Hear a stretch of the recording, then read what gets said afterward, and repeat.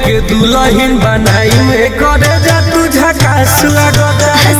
तोहरे के दुल्हन बनाई में करे जा तू झकास लगता।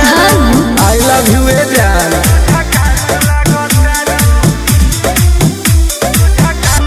कनवा में झुमका तोहार तीन तलिया कहल सयरवा की मस्त बिया मलिया। बाबू फसब नाही तोहारा बड़इया में अभी बिजी बानी बीए के पढ़इया में। और मैट्रिक इंटर में पास लगतारू चम चम शीशा के गिलास लगतारू। तोहरे के दुल्हन बनाई करे जा तू झकास लगतारू। तोहरे के दुल्हन बनाई करे जा तू झकास लगतारू। I miss you